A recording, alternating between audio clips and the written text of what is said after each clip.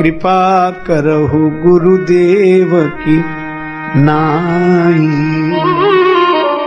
हनुमान जी मिल जाए तो ऐसे लगता है कि गुरुदेव मिल गए, क्योंकि हनुमान जी गुरुदेव हैं, हनुमान जी गुरु तत्व हैं। अच्छा, इसलिए भी गुरुदेव हैं। एक जगह श्री हनुमान चालीसा का पाठ हो रहा था, लोग श्री हनुमान चालीसा पढ़ते पढ़ते उस पंक्ति का पाठ करने लगे। शंकर सुवन केशरी नंदन, तेज प्रताप महाजगबंदन।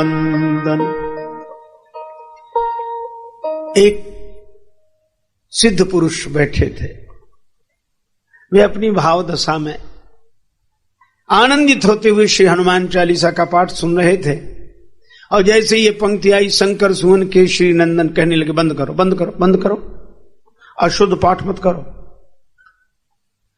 अरे महाराज, इसमें पुस्तक में श्री हनुमान चालीसा की प्रति में यही लिखा है। महात्मा बोले लिखा है तो भी मत पढ़ो।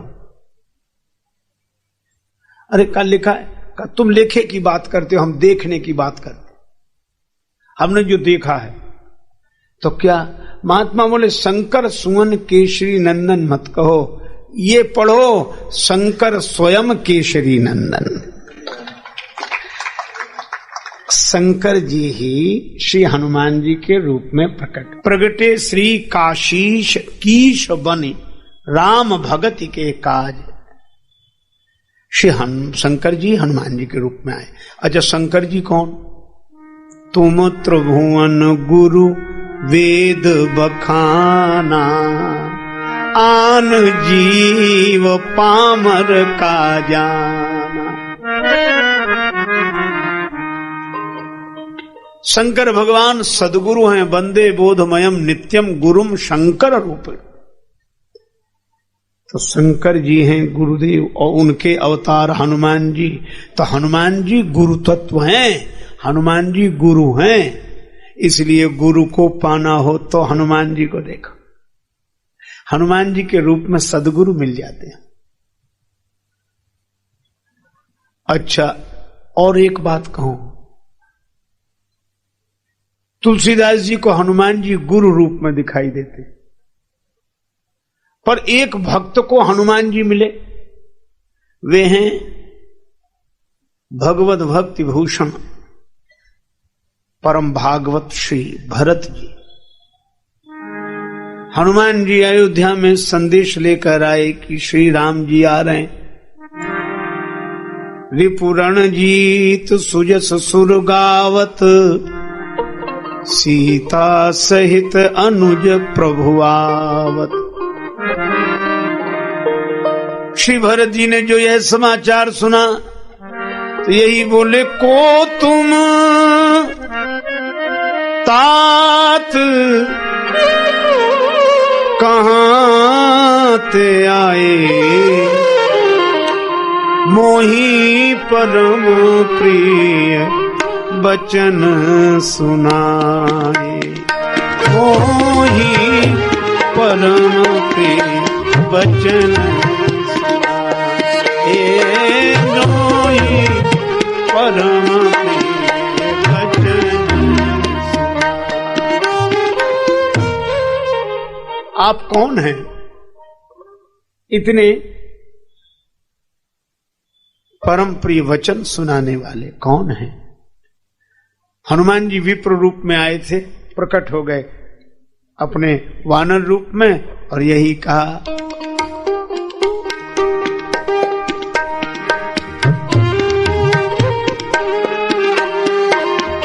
मारुत सुत में कपि हनुमाना, मारुत सुत में कपि हनुमाना, नाम मोर सुनु कृपा निधाना, नाम मोर कृपा निधाना, नाम मोर सुनु।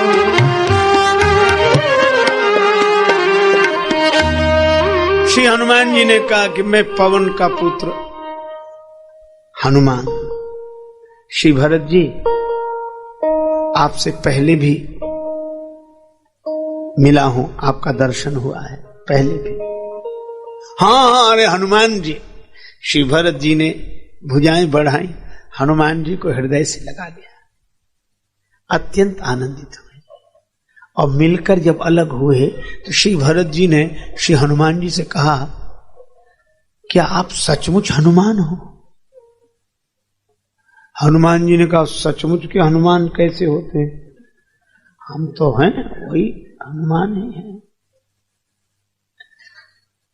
भरत जी अत्यंत भाव भरी दशा में कहते हैं कि यह तो मैं भी समझ रहा हूं कि आप हनुमान हो, हमारे नेत्र कहते हैं कि आप हनुमान हो, बुद्धि कहती है कि आप हनुमान हो, बुद्धि कहती है कि आप हनुमान हो, नेत्र कहते हैं कि आप हनुमान हो, लेकिन जब आपको हृदय से लगाता हूं तो हृदय कुछ और बोलने लगता है।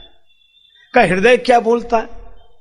श्री भरत जी कहते हैं, जब आपको हृदय से लगाता हूं तो ऐसे लगता है, कपि तव दरस सकल दुख बीते, मिले आज मोहि राम प्रीते। आंखों से देखने पर हनुमान दिखते हो, बुद्धि कहती है कि आप हनुमान हो, लेकिन जब हृदय से लगाता हूं तो ऐसे लगता है कि हनुमान जी से नहीं राम जी से मिल रहा हूं। तो कहीं आप राम जी तो नहीं है, इस रूप में आ गए। हनुमान जी के आंसू बरसने लगे।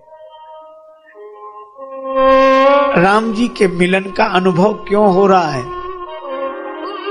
क्योंकि जासु हृदय आगार, बस ही राम सर चाप धर, तो राम जासु हृदय आगार।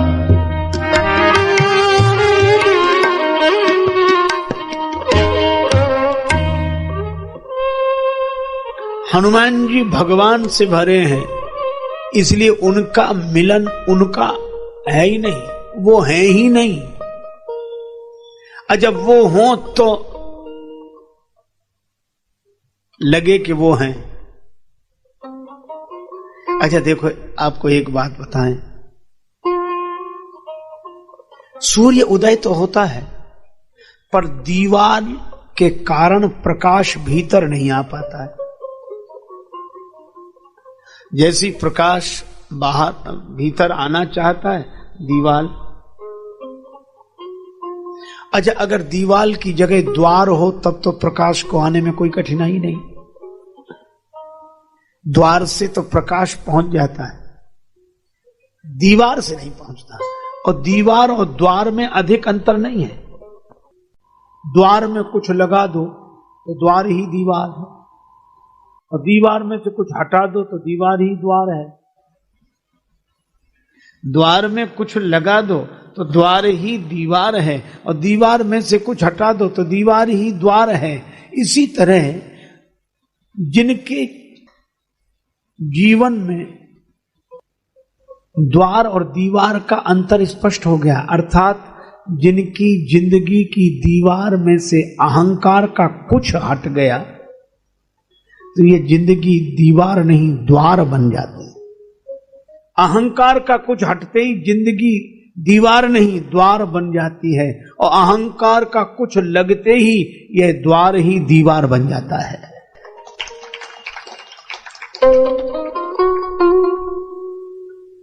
हनुमान जी में अहंकार का कुछ नहीं है, इसलिए उनका जीवन द्वार है। और जिनका जीवन द्वार बन जाता है तो द्वार जैसे ही खाली जगह देता है तो उस जगह सूर्य भगवान प्रकट हो जाते हैं प्रकाश के रूप में। इसी तरह अहंकार का कुछ हटते ही परमात्मा प्रकट हो जाते हैं उसके जीवन में। तो हनुमान जी का मिलना तो भगवान का मिलना है। भरत जी को भी लगता है यही, और श्री विभीषण जी को भी लगा कि तुम राम दीन अनुरागी, निराकार की आरसी श्री सदगुरु की देह है। सदगुरु का जो स्वरूप है वो दर्पण है, और दर्पण में उसका कोई अपना चेहरा नहीं होता, इसलिए सबके चेहरे उसमें दिखते हैं। निराकार की आरसी श्री सदगुरु की देह है, और लखा जो चाहे अलख को सो इनमें लख ले। अलख भी जिनमें लखा जाता है वह हनुमान जी में ऐसी उनकी चरित्र की पवित्रता ऊंचाई है कि वो है ही नहीं। मैं न बंदा था न खुदा था, श्री स्वामी रामतीर्थ जी महाराज कहते हैं, मैं न बंदा था न खुदा था, मुझे मालूम न था, दोनों इल्लत से जुदा था, मुझे मालूम न था, और वजह मालूम हुई तुझसे न मिलने की है सनम, मैं ही खुद पर्दा बना था, मुझे मालूम न था। ये और सचमुच हनुमान जी वो हैं, पर्दा हट गया है, भगवान उनमें से। अच्छा, तीसरी बात हमने कही कि हनुमान जी भक्ति। भरत जी ने इस रूप में हनुमान जी को देखा, और विभीषण जी क्या कहते हैं कि तुम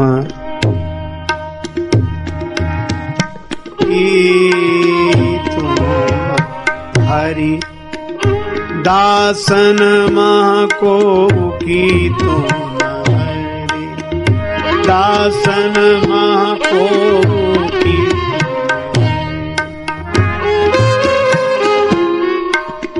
मोरे हृदय प्रीति अति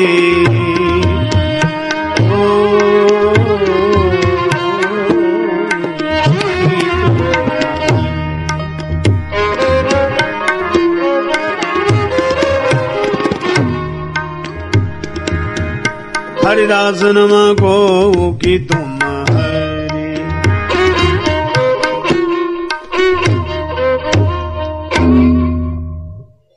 श्री हनुमान जी को देखकर विभीषण जी के मन में प्रेम उमड़ रहा, ये भक्ति। तो ये प्रेम क्यों उमड़ रहा है?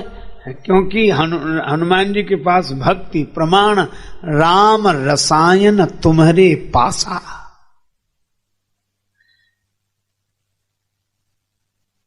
तो इन तीनों के लिए अलग अलग भटकने की आवश्यकता नहीं है।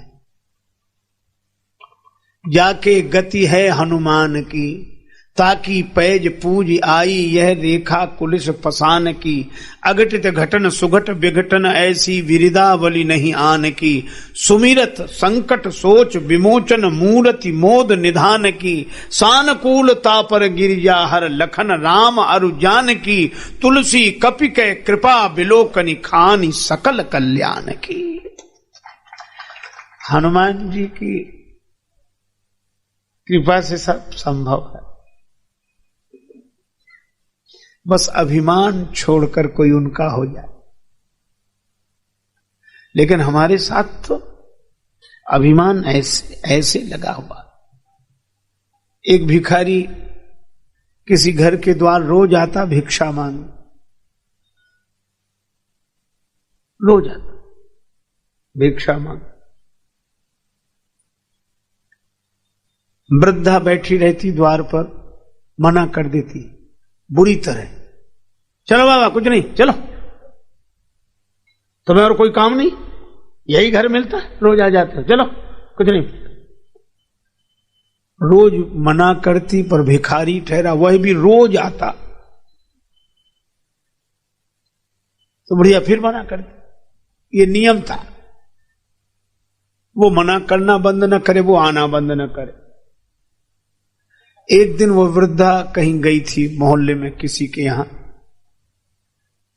पीछे से वो भिखारी आया तो बहू थी घर में, कुछ मिल जाए भिक्षा। तो बहू ने कहा कि बाबा जाओ, कुछ नहीं है, जाओ।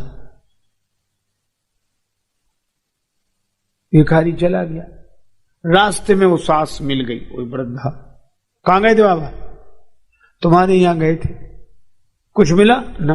क्यों? बहू ने मना कर दिया। बहू ने मना किया? बहू कौन होती मना करने वाली? चलो लौट कर। भिखारी ने सोचा इन दोनों के झगड़े में हमें फायदा, वो भी आ गया। सास ने कहा तूने मना किया? बहू बोली जी माता जी। क्यों किया?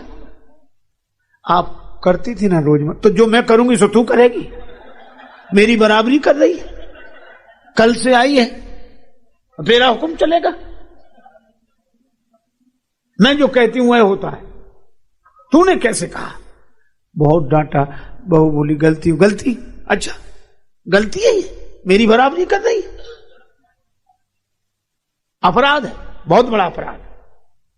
माता जी हाँ, बहुत डांटा। भिखारी ने सोचा कि अब ठीक है, लेकिन बहू को डांटती हुई सास बोली मना करती तो मैं करती, तू कौन है मना करने वाला? और इतना कहकर भिखारी से बोली बाबा अब मैं मना करूं, कुछ नहीं है, जाओ। तो हमारे अभिमान की हालत तो ऐसी है कि मना भी करें तो हम करें। अहम कितने सूक्ष्म आकार लेकर बना रहता है।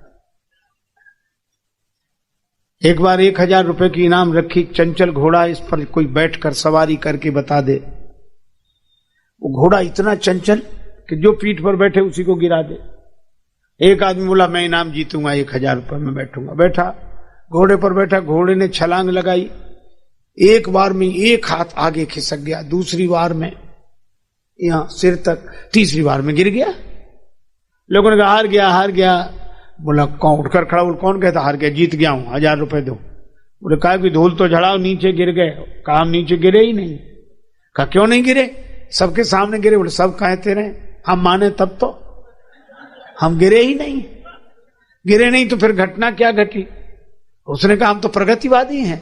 घोड़े ने छलांग लगाई, एक हाथ आगे बढ़ गए, दूसरी छलांग में सिर तक आ गए, और तीसरी छलांग में गिरे नहीं, हम तो आगे बढ़ रहे थे। अब घोड़ा ही खत्म हो जाए तो हम क्या करें?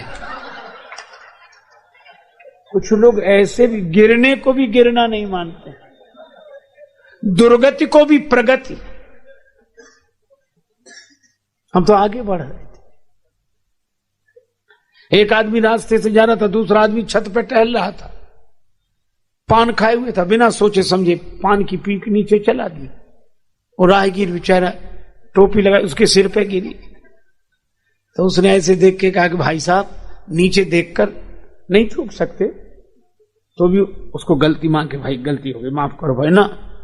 कहा कि भाई साहब नीचे देखकर नहीं थूक सकते। क्या बोला? तुम ऊपर देखकर क्यों नहीं चलते? उसने कहा गनीमत है कि ऊपर देखकर नहीं चल रहे थे, नहीं सिर का स्थान मुंह ही होता। अभिमानियों की ऐसी ऐसी हालत है महाराज। दो में झगड़ा हुआ, एक ने कहा ऐसा तमाचा मारेंगे कि तुम्हारे 32 दांत नीचे आ जाएंगे। दूसरा भी गुस्से में था, कहा हम ऐसा तमाचा मारेंगे कि तुम्हारे 64 दांत नीचे आ जाएंगे, 64। तो तीसरा बोला जरा होश में, 64 होते भी हैं तो भी गलती नहीं मानी। क्या बोला? हम जानते थे कि हम दो के झगड़े में तुम तीसरे जरूर बोलोगे, तो 32 उसके, 32 तुम्हारे, 64 पूरे।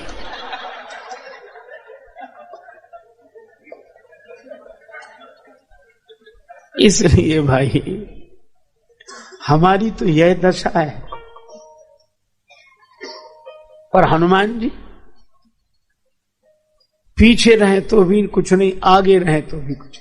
पीछे रहे तो गिलानी नहीं, आगे रहे तो अभिमान नहीं। लंका में वंदन हुआ, लंकनी ने वंदन किया, तात मोरी अति पुण्य बहुता, देखियो नयन राम कर दो।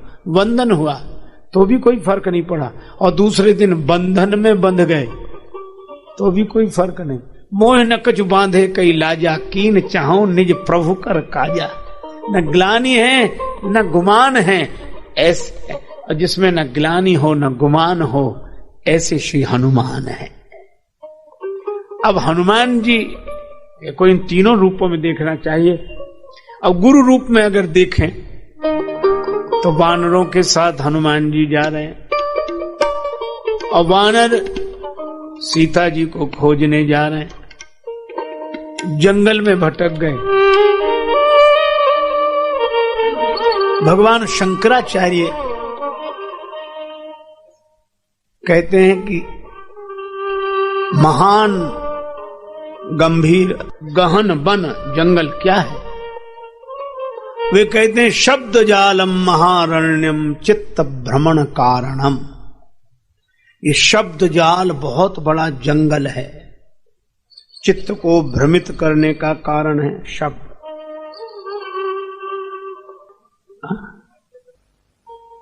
शब्द जाल का जंगल। अच्छा, जरा इस पर विचार करें। भगवान शंकराचार्य कहते हैं कि शब्द जाल का जंगल है, लेकिन क्या यह भी शब्द नहीं है? जैसे कोई कहे कि तुम सत्य स्वरूप हो, आनंद स्वरूप हो, चैतन्य हो, यह सत्य तो है, पर क्या यह भी शब्द नहीं है?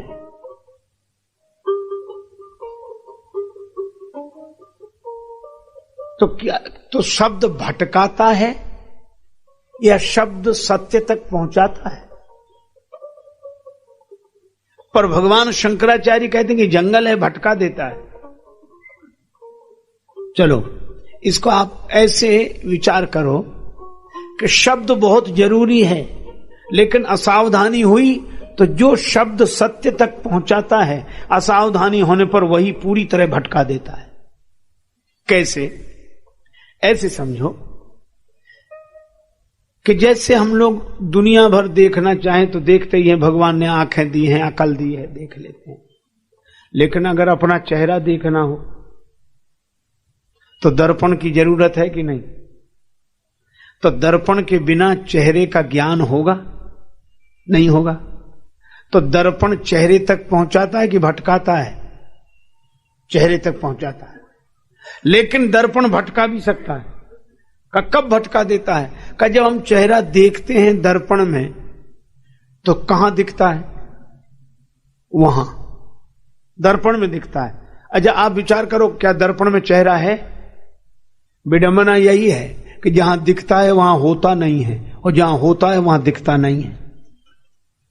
जहां होता है वहां दिखता नहीं, और जहां दिखता है वहां होता नहीं। अब दर्पण में दिखने वाले चेहरे को ही कोई सत्य समझ ले और जिंदगी भर उधर हाथ मारे कि इसकी नाक पकड़ने, कान आएगा कभी पकड़, और कभी सोचे कि हो सकता है कि हम भोजन करके पकड़ रहे हैं, इसलिए फलाहार करें तो शायद आ जाए, व्रत करने से आ जाए। कितनी भी साधना की जाए पकड़ में नहीं आएगा, और दिखेगा वहीं जहां पकड़ में नहीं आएगा। तो करें क्या? अगर दर्पण में दिखने वाले चेहरे को ही सत्य समझ लिया तो दर्पण ने आपको पहुंचाया नहीं, भटका दिया। लेकिन दर्पण में दिखने वाले चेहरे की ओर हाथ न बढ़ाकर, जिधर दिख रहा है उधर हाथ न बढ़ाएं, जिधर से दिख रहा है उधर हाथ लौटाएं। तो उधर दिखने वाली नाक उधर हाथ बढ़ाने से पकड़ में नहीं आती, इधर लौटाने से जब इसे पकड़ते हैं तो उधर वाली अपने आप पकड़ में आ जाती है। तो देखना उधर पड़ता है, पाना इधर होता है। इसी तरह सत्य का चेहरा शब्द के दर्पण में दिखाई देता है, लेकिन सत्य शब्द में नहीं होता है, सत्य शब्दातीत होता है। इसलिए देखो शब्द में, पाओ कहीं और। भगवान श्री राम कृष्ण देव कितना सुंदर उदाहरण देते हैं कि पंचांग बिल्कुल सही सूचना देता है कि इतने समय इस दिन इतना पानी बरसेगा। बिल्कुल सही सूचना, पंचांग देखकर बताया कि इस समय तो वर्षा का योग है, सही सूचना। पर वे कहते हैं कि पूरे पंचांग को निचोड़ डालो, एक बूंद भी पानी नहीं गिरेगा उससे। अच्छा, अगर आज का उदाहरण देखें, रेलवे टाइम टेबल, कई बार यही लोग आपको रुको नहीं बता दो, इस समय ये गाड़ी है, इस समय ये गाड़ी है, सभी गाड़ियां हैं उसमें, सभी रेलगाड़ियां हैं, लेकिन सभी होने के बाद भी एक भी हो सकती है उसमें, इतनी सी किताब में रेलगाड़ी। अब कोई रेलवे टाइम टेबल में लिखी रेलगाड़ी को ही सत्य समझ ले तो कहीं पहुंचेगा? कहीं नहीं पहुंचेगा। लेकिन दूसरी बात भी है, दूसरी बात यह है कि अगर रेलगाड़ी में लिखी हुई रेलगाड़ियों को असत्य समझ ले तो भी क्या कहीं पहुंचेगा? तब बड़ी विचित्रता है। उसमें लिखी हुई रेलगाड़ी को सत्य भी समझना है और सत्य नहीं भी समझना है, क्योंकि उसमें लिखा बिल्कुल सत्य है पर वहां मिलेगा नहीं। इसी तरह कुछ लोग हैं जो ग्रंथों का विरोध करने लगते हैं, निंदा करने लगते हैं, और कुछ लोग हैं जो ग्रंथों के शब्द और अक्षर को बस ऐसा पकड़ लेते कि बस शास्त्र, और शास्त्र को ही शस्त्र बना के प्रहार करते रहते। दो ही तरह के लोग होते हैं, कुछ लोगों के हाथ में शस्त्र होता है, कुछ लोगों के हाथ में शास्त्र। और शस्त्र का अगर अभिमान आ जाए तो वे लोग भी समाज को कम नहीं सताते, और शास्त्र का अगर अभिमान आ जाए तो वे लोग भी समाज को कम नहीं सताते। इसलिए भाई शास्त्र तो ऐसे समझो जैसे पंचांग, शास्त्र तो ऐसे समझो जैसे रेलवे टाइम टेबल। ये बात सही है कि पुस्तक, उसका नाम है पुस्तक, उस तक नहीं पहुंचाती। ये केवल पुस्तक है, अंग्रेजी बोलते पुश करो। ये पुस्तक मतलब उस दिशा में धक्का देने के लिए है। लेकिन फिर वही बात कहें, उस तक भले ही न पहुंचाए, लेकिन पुस्तक के बिना कोई उस तक पहुंचा भी नहीं है आज तक। रेलवे टाइम टेबल में देखे बिना कोई सही रेलगाड़ी तक पहुंचा भी नहीं है। लेकिन अगर कोई रेलवे टाइम टेबल में लिखी हुई रेल को ही सत्य समझे, या भगवान श्री रामकृष्ण देव के दिए हुए उदाहरण के अनुसार पंचांग में पानी की सूचना पाकर कोई पंचांग से ही पानी पाकर प्यास बुझाना चाहे, बस यही होती है कठिनाई। शब्द के दर्पण में सत्य का चेहरा देखना चाहिए, लेकिन शब्द में दिखने वाले सत्य को ही सत्य न समझें, देखें वहां और पाएं यहां।